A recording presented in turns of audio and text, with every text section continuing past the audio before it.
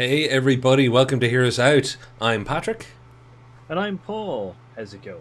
Pretty good. How is everybody out there? I already see people in the chat. Welcome. Apologies, we were a few seconds late again today. We had a little interesting technical difficulty. It'll be interesting to see if we have any more during the show. Because I don't know if things are set up correctly. Well, we'll see. Paul, you want to tell the fine people what we're doing tonight? Because it's a user suggested topic. We've done a few user suggested topics. We've done stuff from our good man Ethan, who I see is on.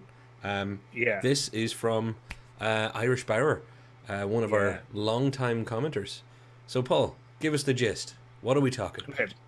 So now we've changed it around a little bit, kind of thing. But essentially, it's the feeling of when it's the feeling of a movie being released on streaming.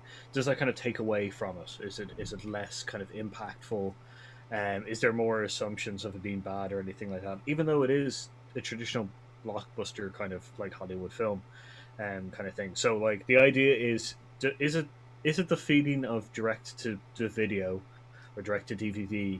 Is direct to streaming now the new kind of like, yeah, it's good, but it's not cinema worth good, kind of thing? Or does And it take away from the shine? and it was also the weird, and I remember the way the question was put in Irish. I don't see you on with us yet, but you're always great for being here. I hope you get to watch the recording. The way he put it, and I'm going to switch over and actually show because you used, I believe it was Infinite was the movie that you Yeah, referenced quite literally, and it was the yeah, cool thing of, isn't it weird that even though it's a big name director, big name stars, big budget movie, but because I watched it first on TV, it didn't feel like a big cinema movie. Whereas I've gone to see movies in the cinema and then watched them on TV and they still felt like big cinema movies. So it's something.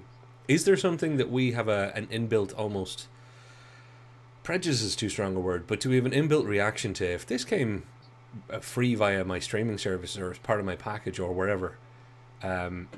Does it just automatically feel more like the old made for TV movies or the straight to DVD films?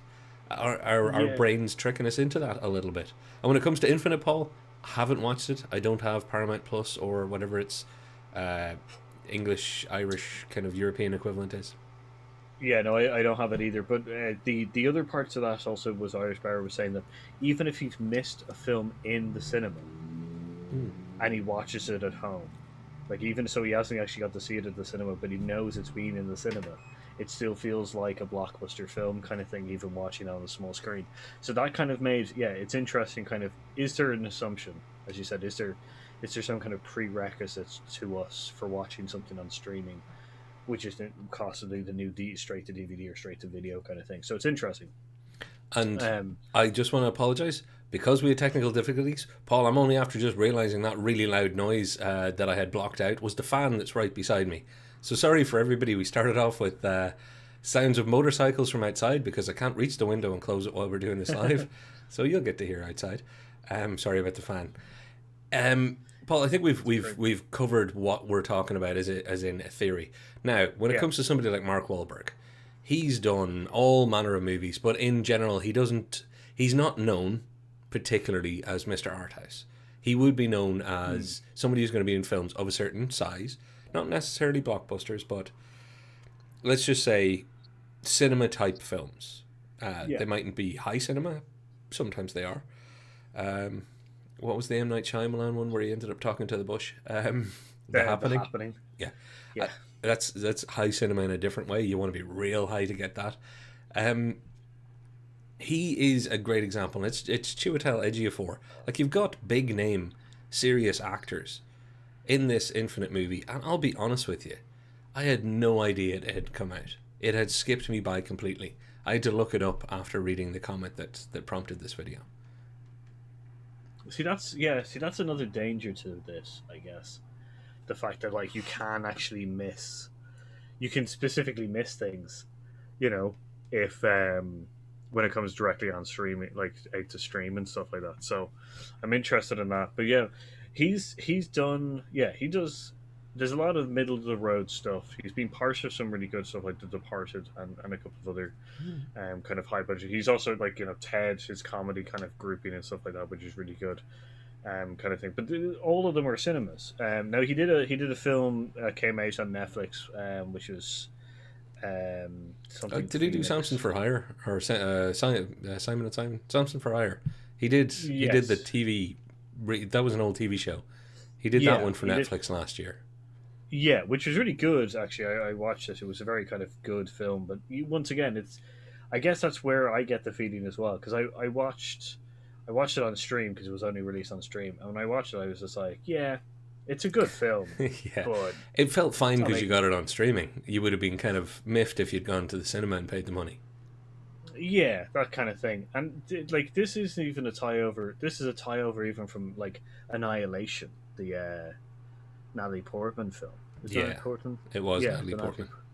the Natalie Portman film that came out like it was the whole like after the Super Bowl or like after this advertisement trailer for it, it will be available on Netflix. And I was like, I went and watched it, and I was just like, yeah, it's an interesting sci-fi film, but like it wasn't like I guess the visuals and stuff like that would have been way more impressive in the cinema. And see, You this know? is where we get into it now, and I want to be fair to the question that was asked because it was brilliantly put.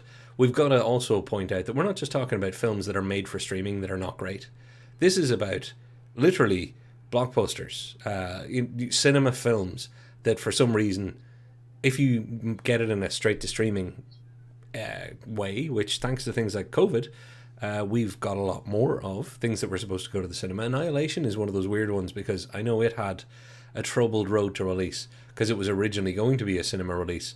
I think then they realized it wasn't necessarily going to make the money, and they did that whole pivot to streaming Super Bowl kind of gimmick, I guess, that they then did with what was the really bad Cloverfield in space. Paradox. Paradox, yeah, that. So they've kind of dumped movies once or twice onto streaming, but not all of them are that bad. And well, I shouldn't say that bad, but it's not always because they're bad. So okay. I was about to pick the wrong thing there. I'm going to come back to something else in a minute. There's a movie called Old Guard that we watched last year, Paul, Yeah, and we have waxed very lyrical about it. We both like it a lot. And in yeah, fact, I see Brew has joined us in the comments there. Hola, Brew. One of our greatest supporters from the very, very start. I think you still hold the record for having watched all of our videos from way back in the day. So appreciate you being here, Brew. Love to hear your thoughts on if you've ever watched something kind of thinking, I'll catch it on TV and it still felt cinematic, or vice versa. Old Guard is one of those films that I loved on streaming, yeah, and instantly while watching it I was like, I would have gone to the cinema and I would have enjoyed it.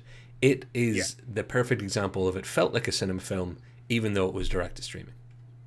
yeah, yeah. No, totally agree with that one. But like, yeah, I've watched a couple of. There's a couple of things that I've watched straight to TV or straight like have. Okay, let's get the thoughts in a row. Is it because that the first two films that were seen as cinema films were then released on streaming that it set a precedent of streaming? Well, what were they? Because Annihilation and Paradox were the first like not made like because Hmm. before that Netflix was making movies for itself and we were just like they're Netflix movies, Yeah.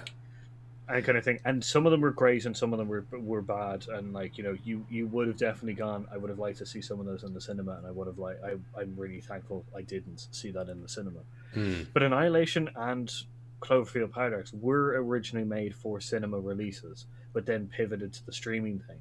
And everybody knew what, like everybody who's in the cinema or entertainment industry knew why. And everybody knew it is the key thing. It's that we Yeah, all knew it because Netflix, fair play to them, they have a big box of Netflix and Netflix original stickers that they've been using for years, buying things that were originally made to go to cinema but couldn't get a proper distribution deal, weren't deemed good enough, or there wasn't enough confidence, and Netflix was buying them up, but we didn't know. So a lot of the Netflix movies that we saw as kind of made by Netflix were sometimes purchased by Netflix, but yeah, that were Netflix movies, I'd say, they had originally been conceived with cinema in mind, but we didn't necessarily know. Sometimes you found out later, sometimes you didn't. Those two, Annihilation and Cloverfield Paradox, which I should have imagery on screen right now, but I didn't get those images. Um, I think you're right. The fact that we all knew before you even watched them, oh, this is the one that wasn't good enough. this is the one that kind of Yeah, got dumped onto streaming, for lack of a better term.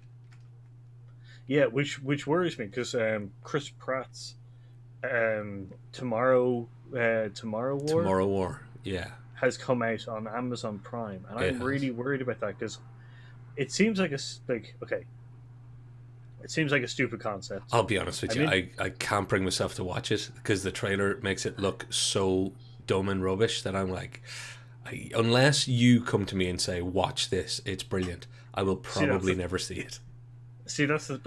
I know that that was made for Amazon, Mm. you know, but because I've seen it in production and stuff like that, I'm still and because now I think that the concept is terrible.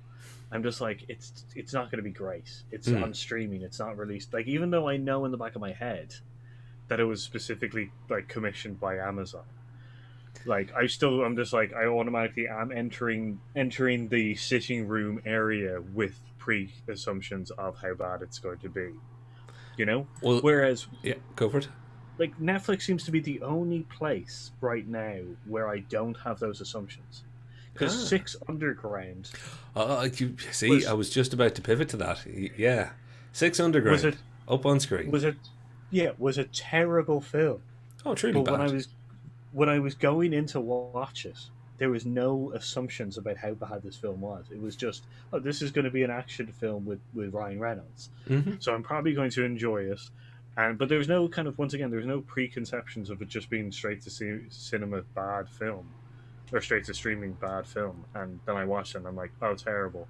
And then I watch Old Guard, as you said, and I'm just like, Oh, great. this is great, kind of thing. So I feel that Netflix seems to because it's kind of weirdly, although it is the one that set the precedent because it had Annihilation and Paradox, but because it's like its originals are like its own kind of thing, I go into watching them with no assumptions. But if I hear a film, like if I guess it's a certain franchise or a certain grouping of films that I hear are going to be straight to streaming, I'm automatically, unless it's a kids film for some Well, strange reason. yeah, and I think kids' films get a pass for everything. But let's break this down. Let's science the shit out of it. No, let's just break it down for a moment. Because Six Underground is a perfect example of, like, I defend this movie all day long because it's a perfect type of movie. It's the sort of movie that I could definitely watch on a Saturday afternoon again if I just needed to, if I wasn't feeling great and I just needed to lay down for a while and watch something, I could watch Yeah, it it's a again. no-brainer. It is a complete no-brainer. But it's a Michael Bay film that was obviously given budget. It was made for, in the build up to this, it's like Michael Bay making a big Netflix movie with Ryan Reynolds and not a bunch of other no names, other actual up and comers and in some case already established people. It had everything that a cinema Friday night blockbuster should make, should come out at least 70 million after, a few weeks of box office. It has that kind of push to it. It's because it was made for Netflix that I thought, great, they're doing this, but they're not going to be as careful. Michael Bay's not going to need to be as careful, etc., etc. I don't know if any of that's true. It's just I started mentally putting that on it. And then when I watched it and it wasn't great, I wasn't disappointed. I was like, well, sure, it was just get the Michael Bay, big explosion film with a bit of budget and a lot of Ryan Reynolds charm, get it onto Netflix and go, look, we're almost like the cinema, folks. We're making big cinema movies that are just not as carefully done because we don't have to have an advertising budget like the people who do the real cinema do. Because let's face it, Mhm. that's the thing that, the elephant in the room right here. Netflix don't need to spend, if they make a film for, 150 million, they don't need to spend another 50 to 60 marketing it and sending people around the world doing junkets nonstop. They're Netflix. Yeah. They go, hey, we have our own inbuilt advertising structure. They'll throw some money at advertising, but not in the same way that you have to do with a cinema because you've got your chance to make your money back by putting bums on seats in another building. Whereas Netflix Yeah. are like, we're sending it into everybody's homes anyway. So we'll advertise the crap out of it every time they turn on Netflix. Yeah, like yeah, they don't. Yeah, the advertisement budget really can go back into the movies. Like I want to point out that Bruce said when we hear it's a Netflix film, we kind of assume that it's probably not that good. Like once again, I don't believe that because like I would definitely agree if you were like streaming because like Amazon, Disney, even like I'm like certain. Once again, apart from the kind of kids film, because like the Last Dragon was great, I watched that, and also Life was also amazing. And I haven't seen Luca, which is the new one. I fell asleep during But it recently, and it wasn't because it was bad. It's because I was truly exhausted. But my wife finished, oh, and she said it was really sweet. oh. Even Like over my snoring, it was still really good. Apparently, good. Well, hopefully you get a second watch of it and stuff. yeah. The first 20 minutes were great. But like even because even now TV, which is like the HBO equivalent over here in Europe, kind of thing. Like I watched New Mutants. Oh yeah, And I did. I watched that because I figured if they finally got it out into the public, I may as well watch it. It took so many tries to get that thing out to us. that was my thought, but I was also just like it's going to be terrible. Like so, like weirdly, Netflix is the only one that I'm just like I go in neutral. If I hear that it's a straight like a Netflix film, I tend to go in neutral. But if I hear if it's an Amazon Prime film or like yeah, mostly a Disney like a Disney kind of action film because yeah, Mulan and like I'm Hmm. worried about Black Widow, Hmm. I can't kind of wait till you thing. see that. Um, so like yeah, like Well, you know yeah, what I mean? yeah, I know exactly what you mean. And can I kind of can I switch it up and give myself to you as the guinea pig in this experiment? So we've got 600 Okay. grand. I'm a big Ryan Mm-hmm. Reynolds fan. I like Alfa Romeos and I like green ones. You know, it had a lot of things that I liked. It even had a big stupid magnet moment, which everybody knows. There's nothing quite like a big stupid magnet moment in a film, except if you're Fast and the Furious 9. Another episode some other day. But I also watched The Hitman's Bodyguard a few years back. I think it's about 4 or 5 years old. But when I watched it, it had been relabeled, I think, in my head, and this is where I think it might only be in my head, as a Netflix original. But I'm not so sure that's true. Because I know this thing got a cinema release. It had just passed me by. I think I may have seen it advertised on Netflix and assumed Netflix original at the time, because I watched it and it was everything that 600. No, don't get me wrong. It's a lot better than 600 grand. But it had that Natalie Portman Annihilation feel to it of this is a really, there's a lot of good elements here, but they didn't make a great movie for me. It was fine. But I was like, yeah, I'm glad I didn't go to the cinema to see that. Or, if that was in the cinema, I wouldn't have been happy. It felt like a streaming movie. And weirdly, I don't know if it was. I don't think it was, in fact. But because of how it was, I applied the label to it. So it's the first example of the reverse here, where I've seen something on a streaming service. And because of how it was, big budget, decent stars, names all over the poster from all the talent and all behind the camera stuff, but it just felt not well enough made to have been a movie that you would go to the cinema for. So you tagged it as a straight to streaming In my film, head, but it it still may is, have. and I don't think that I'm actually right on that. I think that's just a trick of my own mind. Well, maybe the chat can help us out there. Yeah, like I get your point because like I don't think I've gotten any of that. I don't think I've gotten a kind of yeah. This was straight to streaming, but it was a cinema release. But that's an interesting kind of. Was it since you watched it on the streaming service? Was it lesser? Do you think that it was like once again an assumption was there? I wonder if I'd actually gone, if I'd noticed that it was in the cinema, and it's Ryan Reynolds, I'm surprised it didn't, and I'd gone to the cinema and seen it, would I have had a slightly different experience just because it's the cinema? Would it have worked better for me? Would I have never had the feelings? Or was it just because I watched it probably, maybe on a Wednesday night in one of those kind of there's enough time to throw in on a movie before going to bed sort of thing. You watch your streaming movie where you're like, maybe this one will be okay enough for a bit of neutral brain, put the brain in neutral sort of stuff. Did I do it to the movie? Because that's part of what we're really Yeah, talking about here. Is it us or is it the movies themselves? Did I do it, yeah. or was it just that it's a mediocre film? And I now think of anything I watch on streaming as mediocre as probably not having made it to cinema and been straight to streaming. Yeah, like that's the crux of this question. Is it actually the film, or is it our assumptions on top of the film? Now I see, yeah, because I guess another experiment is that I haven't seen Greyhound, which is the Tom Hanks film that's being released on Apple Either TV. have I, because it's on And Apple. I think it's gonna be terrible. I'm not massively hopeful either. Yeah, Being and honest. my problem is that it's probably because it was said that it was, or because it's only been released on Apple TV.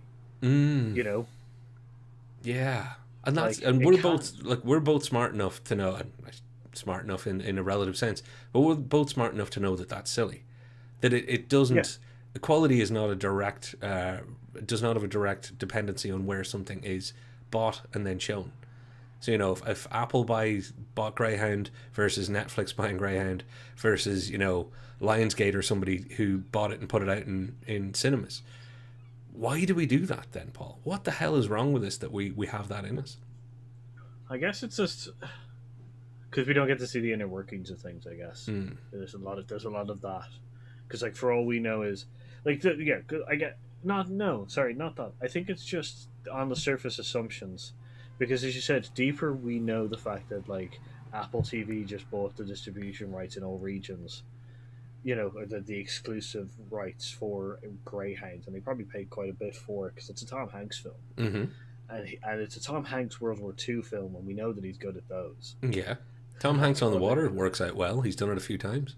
yeah, so like, so yeah, I guess it's face value assumptions, and then you think about it a little bit further, but because of the face value assumptions that they're already there, so that's the difficult thing. But yeah, I'm still trying to gather if it's definitely a combination of the both. I The think it remake has to is be. I think it has to be, and yeah. I've thrown up something for us to kind of to chew on a few things at once. So the selection of pulled up is Power, Irishman, and Eurovision, the Song of Fire and Ice, or the Fire and Ice Saga, or whatever. The story of Fire, the story of Fire Saga. Right? Okay. Um, Jeez, I don't know. The Fire and Ice thing is actually Game of Thrones, isn't it? There's three things. So like Power. These encapsulate something that I find incredible about this new age of straight to streaming. Hmm. Eurovision, the story of the Fire Saga, whatever the hell it is, that felt like watching a Will Ferrell movie. It had Will Ferrellness all over it. It was quirky enough. It kind of had the Blades of Glory thing, it was one of Oh yeah. his movies. So had I seen it in a cinema, I would have thought that's a Will Ferrell movie. I wouldn't have thought that was made to go straight to streaming.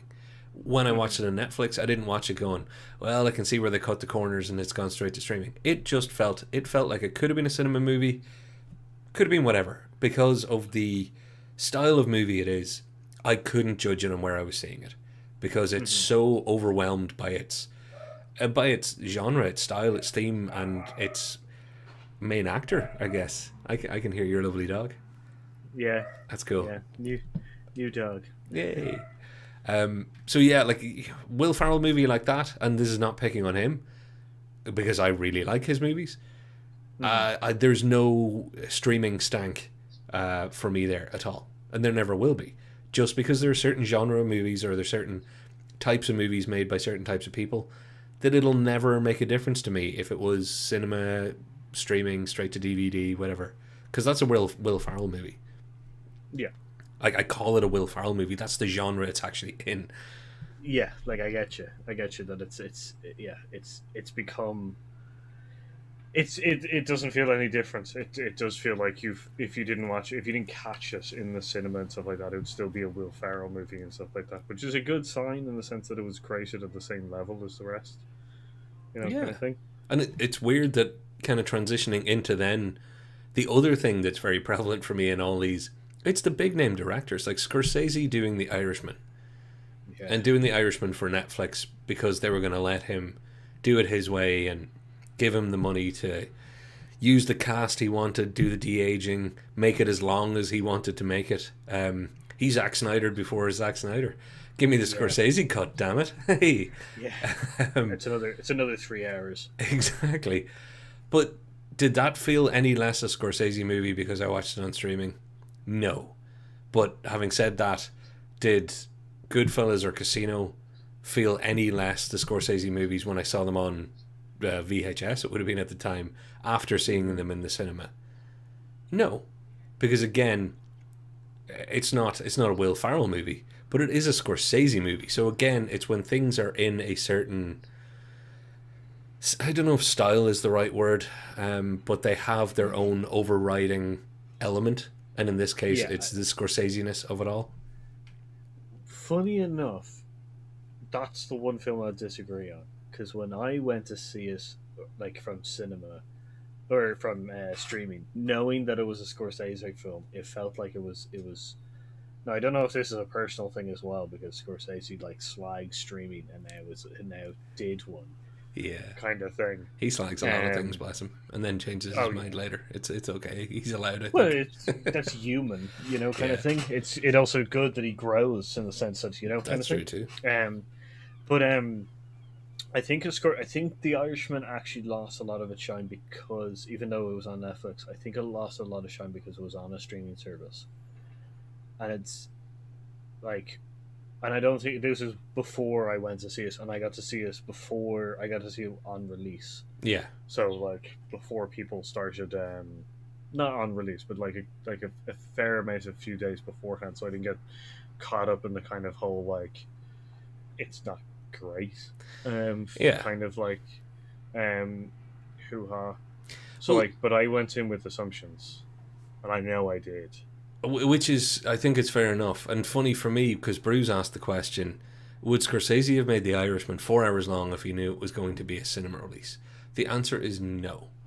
Because even he doesn't have the juice to pull that off. And when I say the juice to pull that off, I mean it is too tough a sell to get cinemas to go past a certain time length, certain duration. It's too hard to sell to have that be the thing stuck to it, where people are going, I'm not going to the cinema, I'll need to go and pee. Sure, there used to be a problem with Dances with Wolves, and that was, 3 hours? And The Irishman was, 3.5 or 3.75? 4. Yeah. I don't think he would have. So I do think that its length is a product of the fact that he was going to be able to do it on a pausable streaming service, so to speak. Yeah, let's quickly break that down, like, just for people. The reason that would be, the reason that he wouldn't be able to do it on cinema is because not only is it hard to get people in seats for that length of amount of time in a cinema, the cinema would also consider it as the amount of times that they can show it, kind of thing, because by 4 hours you're not able to see it, you're not be able to show it as many times as a 2-hour film.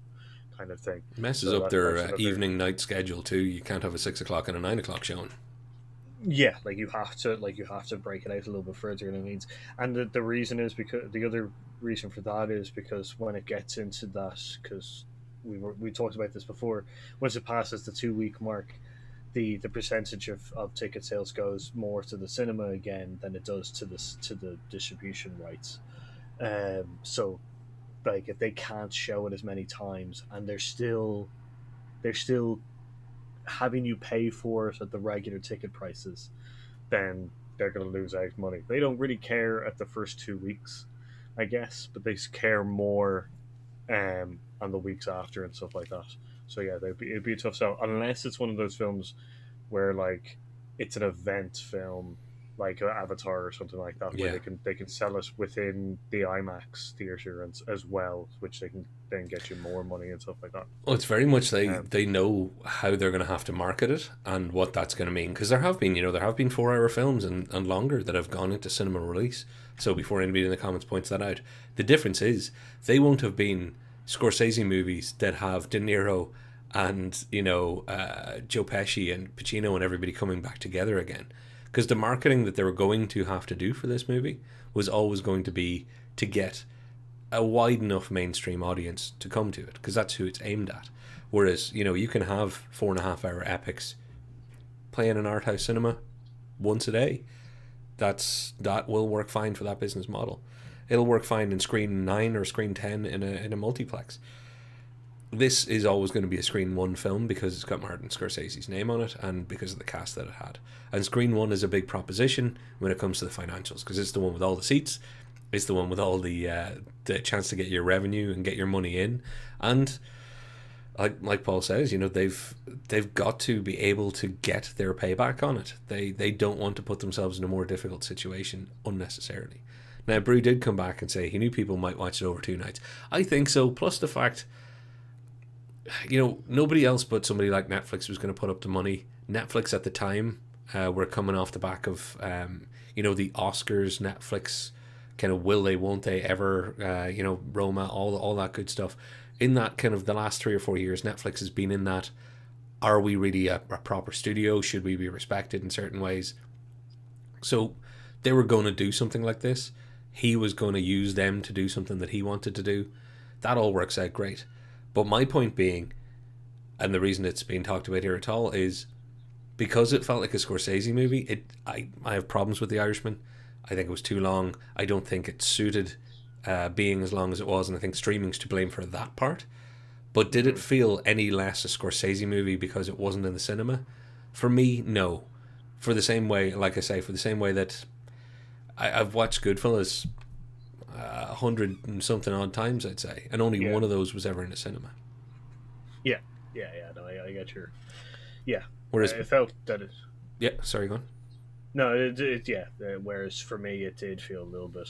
Another thing on that whole, the reason that they got The Irishman and stuff with Scorsese is because they also probably paid him a lot of money since he was just streaming services are not real films and stuff like that. And then it's just hey, we'll give you $4.5 million just to make a film with us, and you'll still get paid for the film, but $4.5 million just to go make a film, yeah, just for saying yes. Welcome to legitimizing us by delegitimizing your own previous comments.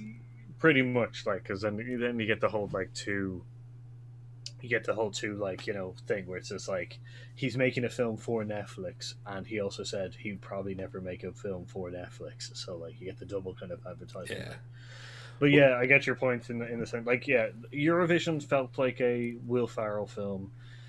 The Irishman, to me, lost a little bit of shine to us. It had Scorseseism in it and stuff like that I recognized and stuff, but it did lose a bit of the shine for me on that one. And I think it might be a little bit more personal because I was very much just you're being a snob at the time when he was streaming services aren't real studios. And gotcha. You just don't want to change. Well, then that begs the question: what about Project Power? Again, that's no slouch of a cast. That's no shabby names on the billboard. Nope. I'm on record as kind of going, this film was, I'm excitedly curious about it. That's all. My excitement was always up to the level of curiosity. Then I watched it, and I felt that there were a couple of good things, but overall, felt like a streaming movie. Even though the budget was there. There was no short of skill in how it was made as far as just the technicality, but it felt like a streaming movie. Yeah, I got you. Completely on board for that. Yeah. If it felt like it was made for streaming rather than it was a cinema release that somehow got chucked over to streaming. But I went in there with the same curiosity that you did. But it already had the shine of a streaming service, streaming movie to me kind of thing, so I'm a bad co-host, Paul, because something I should have included here was what was that Will Smith and the orcs thing? Bright, which I we feel differently about. I think you enjoyed it a lot more than me.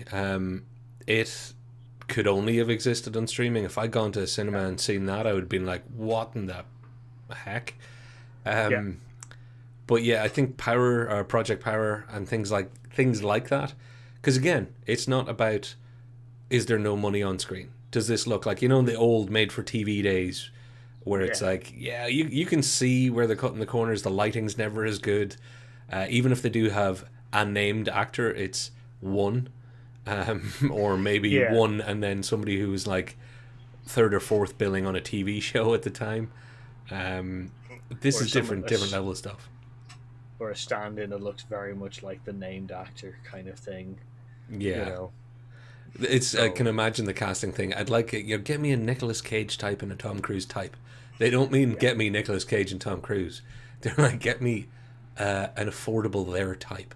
Find me somebody. yeah, Bring me Thomas Jane back in the early days. No offense to Pro Thomas Jane, but yeah, there are people who broke their teeth and lifted themselves through it, taking on some of those early roles. If you look in IMDb, a lot of people's TV movie start offs were because they wear the Kurt Russell type or whatever it might be. the the Hallmark channel has a lot to answer for the actors who broke through. Yeah, And I got don't mean that people in got a to pay negative rent, way. Paul. People got to pay rent. Why not? I don't mean that in a negative sense. I just mean that Hallmark has definitely given us a lot more actors like actors than we probably deserve, kind of thing, because they were found in the Hallmark thing, played a couple of like straight to Hallmark or straight to DVD like films, and then were discovered. I guess would be the best way to describe it. Yep. Um, Well, but yeah, actually, oh, sorry, you go first. the other thing is that they do the whole they're just like, we need Bruce Willis, and everybody else we don't care, and they just pay pretty much half the budget to Bruce Willis to like be there and act, and then the rest of them, there's several films that I know with him in it. But I guess it's one of those things because Lawrence Fishburne does the same thing, and Samuel L. Jackson. I think it's just because they've been paid so much for kind of blockbuster big events films that they just get to choose what they want Yeah. to do, and a lot of the times they'll choose films that they're just interested in. Well, I'm going to do something that we've never really done before. I'm going to stop and go back to the start for just a second for a very good reason. Irish Barrows joined us, says, sorry he's late, had some dental stuff done today.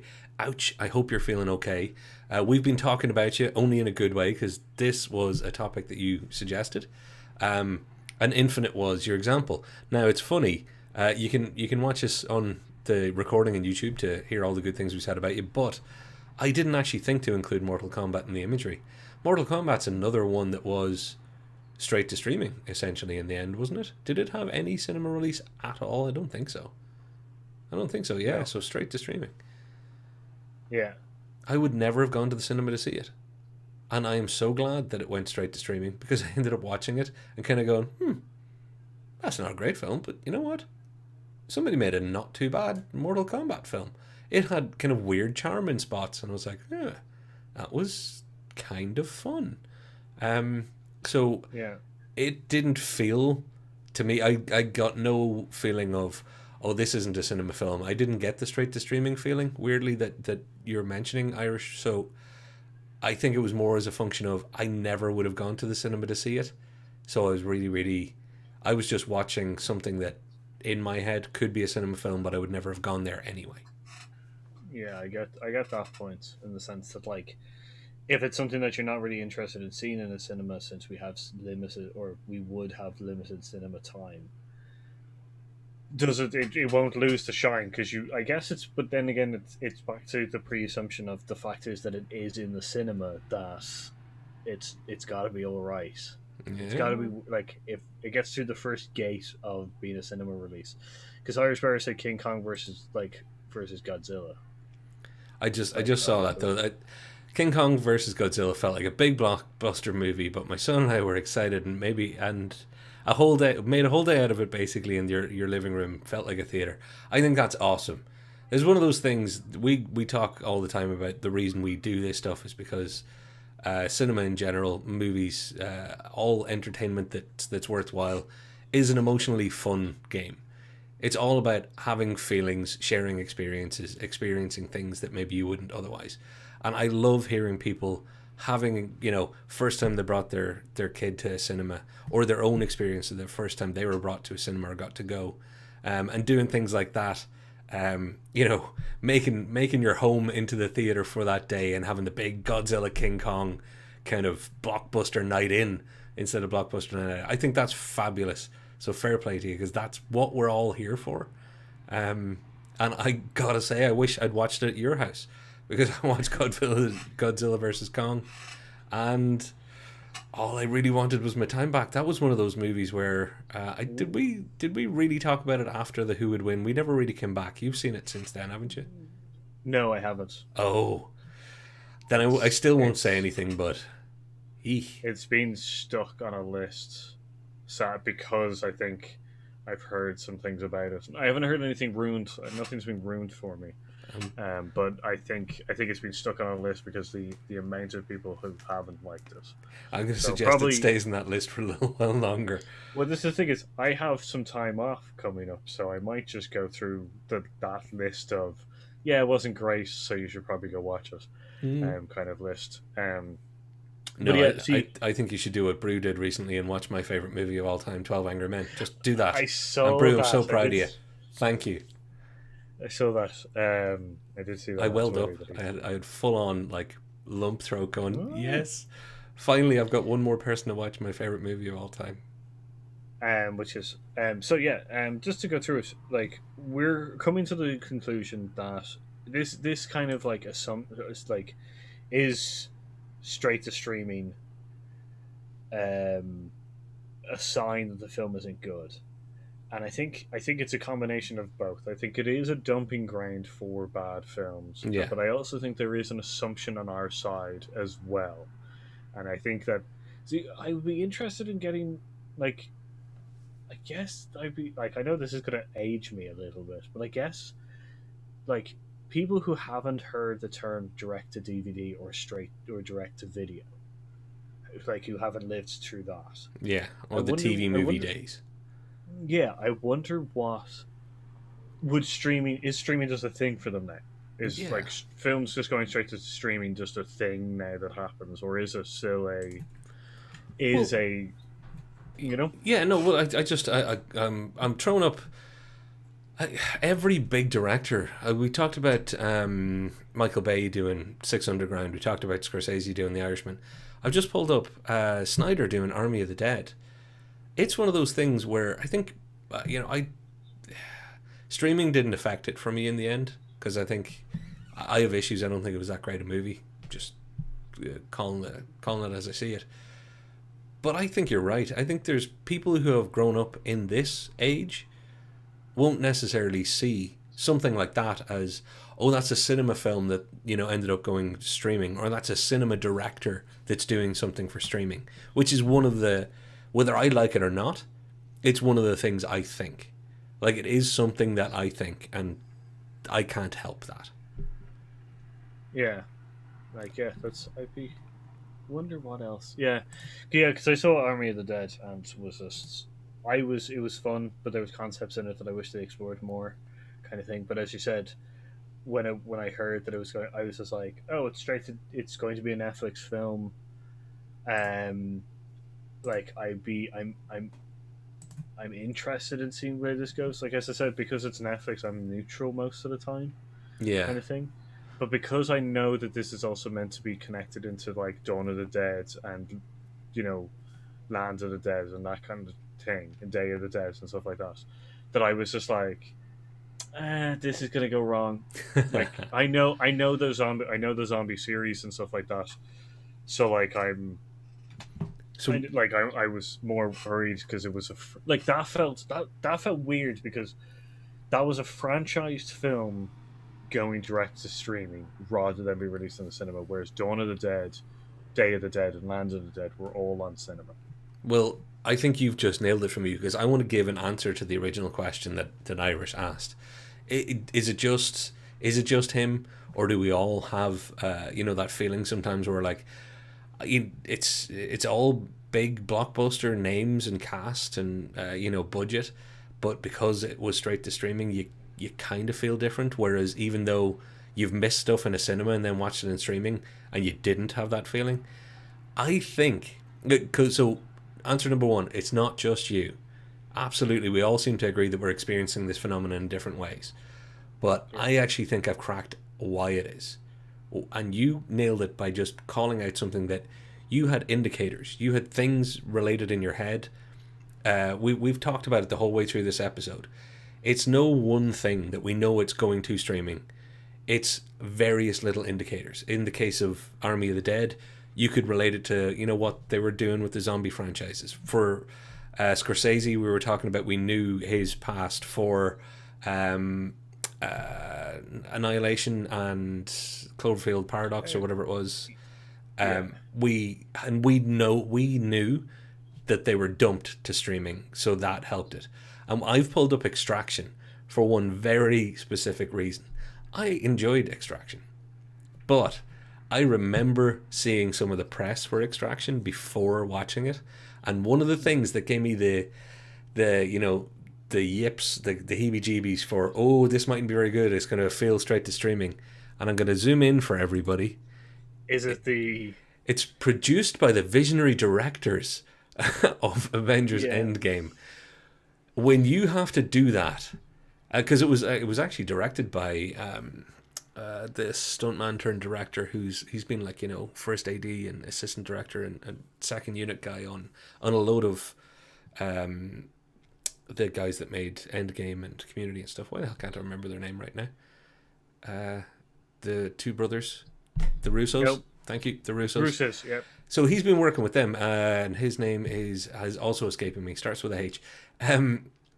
But when you make a movie with Chris Hemsworth, you're going straight to streaming. But it looks like you've been given the money. You're working with a production company. Okay, I grant you it's new because it was the Russo brothers post Endgame when they did like 21 Blocks or whatever it was, or 12 Bridges with Chadwick Boseman. It's them putting money into things they believe in and backing up people they know have talent. That should have been enough to stand on their own. But the line, produced by the visionary directors of Avengers Endgame, has such a whiff of desperation to it that I was like, how bad is this movie going to be? That's what they have to say to get us to go near it. It's agreed. It's the same when I look on the back of a book and it doesn't have like a brief thing of the plot. It just has, the Guardian said it was amazing. And it's just like, this isn't what I'm reading the back of a book for. Like, you know, kind of thing. I do want to point out, I saw Artemis Fowl was in the thing, and it has been described as a masterpiece. I just want to say it isn't. It was the worst film, one of the worst films I've ever seen, and borderline offensive. Like, okay, so Irish people. this is from the comments. Where is that? Artemis Fowl was a a masterpiece and was straight streaming. I haven't seen it. I can't say, but Paul, I am obligated because we share a YouTube channel to agree with you, but also I trust your judgment on this stuff. So it was borderline offensive, and I've read the books. And it's based on Celtic mythology and Irish mythology, and it was borderline offensive. Okay, now see, weirdly, when you say stuff like that, you know, now it's on my list for things I have to watch, and not because I like being offended, but because I'm curious. All you have to do is get me curious enough about something, and I'll end up watching it. I've watched some unbelievably terrible movies because people have described them in a way that I'm like, really? Oh God, I gotta see that. I want to go back in the comments just because I know we're heading towards wrap up, Paul. And you pulled a comment already there. Superb movie, 12 Angry Men. Welcome to the club. Hey, lots of people liking it. It's All the President's Men. That's a great shout too. I actually saw that in one of my streaming services and was about to click go, because I think it's one of my favorites too. I didn't enjoy Army of the Dead either, says Brew. You know, I would like to find people who did, because apparently there are lots of them. I just don't know any of them, which is weird. So if any of you out there in internet land, anybody watching right now, or even you future people, hello future people, I hope the weather's still nice, let us know in the comments, did you actually enjoy Army of the Dead? Because according to the internet, loads of people did. I've just not actually spoken to anybody who really has. And I'm curious, is it true that people really liked it and rated it highly? Yeah, see, that's the thing is, I would rate as middle ground, and that was the highest I probably could give it, you know, kind of thing. And as a deep zombie fan, then it is just like, yeah, as a deep zombie fan, I was very much looking forward to it. But there's some like hidden things in there that just didn't get played off and stuff like that. Yeah. And as always in Irish, we're doing your topic right now, and you're already nailing it. Extraction was only good because we watched it at home. Some of the choices they made in basically would have made people sick in the big screen. I don't think you're wrong there, and I think I'm gonna remember his name eventually. The action director who was a stuntman previously, who did it. It's obviously in his wheelhouse, so it was built around those pieces, and I think he knew where he was going to end up showing it, and I think that's good. I think that's one of the great benefits of people making things for a format. You can actually decide to make creative choices based on that. Now, I didn't think Extraction was amazing, but I enjoyed it a heck of a lot more than I thought I was going to after them trying to sell it to me by going, did you know the sandwiches were also supplied by the people who supplied sandwiches when they made The Godfather? It's like, what? Get out. Yeah, as I said, if you need to tell me, other reminds me of other better things to prop up your movie, then it's or book or series or anything, it's probably not going to go well, like, kind of thing. But yeah, it's interesting that whole like the action choices and stuff like that, because I do believe that if you were to show certain things, you couldn't make a boys film. Oh, The Boys, the Amazon series, The Boys Like I know it's a TV series and stuff like that, but you could with the amount of graphics, violence in it, you could never have released a boys film. I don't think you ever could have in the cinema. Yeah, I don't think it's a story that would be served well by being told as a one shot either. Well, not even just as because of the time restraints or anything like that, but just the graphicness of it. I just don't think, outside of horror films, I don't think that level of goriness is allowed. True. And it's one of those things, and also there's a Curious George joke being made in there. I got that. I am like the monkey who's curious. Make me curious and I'll watch anything. So Curious Patrick, at your service. I don't know if you wanted to make, and this is where we went back to, you can do just about anything. If you were to do The Boys as a movie, you would have to decide to do The Boys movie. You wouldn't be able to tell the story that's been told by the show so well, based on, according to you, because you know the source material. They've done a very good job. You would have to do the adaptation route. It would have to take elements from it. You would tell a different story. It could still be great because there's so many great elements, and if you get smart writers and good people together to do it, it could be good. But I completely agree. You wouldn't be able to tell that story properly the way it's been told in a movie ever, because the graphic nature of the violence, and the fact that in a movie, even at 3.5 hours long, it'll all be too close to give you enough distance to recoil from it and then come back into a character and then recoil again. You would be yo-yoing too quickly in a movie. Yeah, and then specifically a cinema released movie as well. I don't think you'd get away with that, because I think horror films have already got a gate there that it's already a horror film, and they always show that it's a gory horror. Like the Saw films are released in cinema after number one, like specifically advertise themselves as, this is a gory horror film, so like this is body horror, gory horror film kind of thing. So the gates were like horror film, gore, very gory, Whereas I think if you were just like if it was the first time everyone had heard of The Boys and it was cinema release, I think that gate would suddenly come out of nowhere for people who had seen it on release day, and it probably wouldn't have done so well, kind of thing. So I do agree that some of the action choices on a straight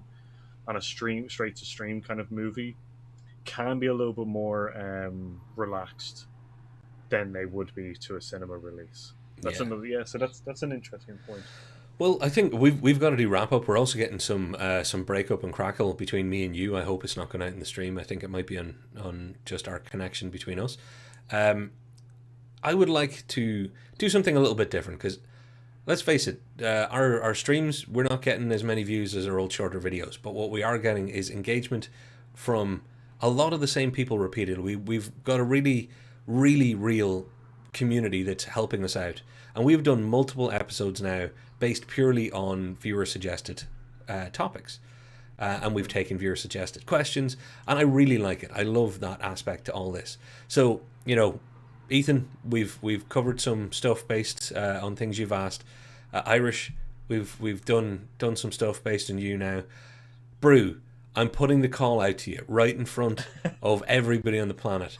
If you suggest something, and please do not take the mickey, if you suggest a couple of things, I almost said one. If you suggest a couple of things, we'll pick something from it. And Paul, can I promise him that we'll do an episode based on one of his suggestions? Yeah. And if none of your suggestions are doable, we'll take the words from each of them and we'll create our own new suggestion and say it was yours. We'll take the 5 ones that you suggest, and then out of the 5, we'll try to find something that we could do that may touch all 5. Yeah. Actually, and apologies, just because Irish, I actually think you asked this further up as well, and I didn't catch it.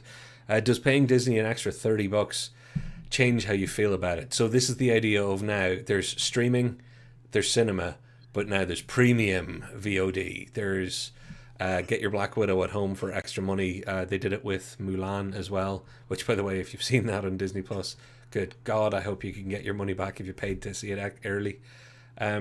So that watch it early on streaming, pay cinema money but get streaming experience. Does that change any of this? I don't know because I haven't tried it yet.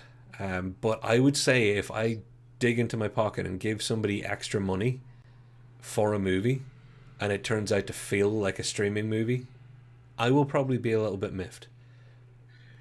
Yeah, see, this is my thing on the paid gate thing is that I guess yes, okay. First of all, the streaming thing.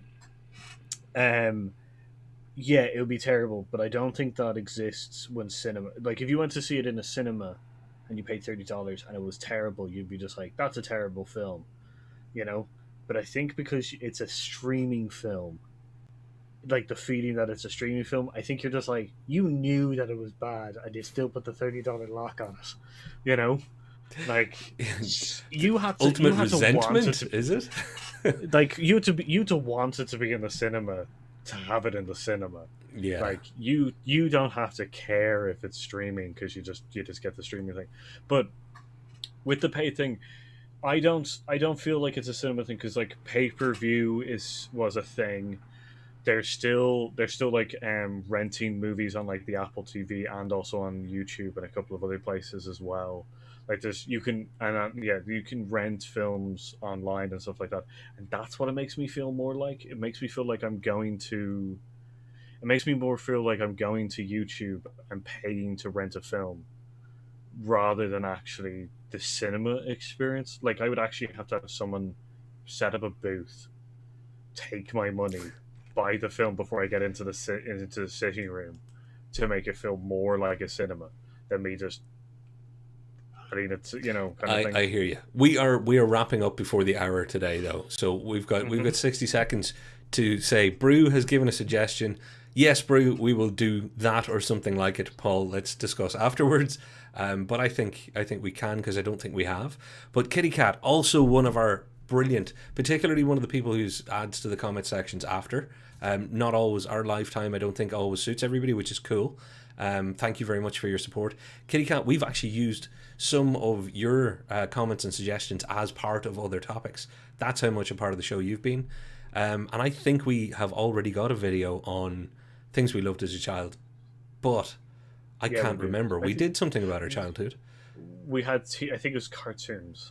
Okay. Well, then I'm going to say that we actually should do something about stuff we loved as a kid. And maybe, I think we might have done first movie. Maybe that was it.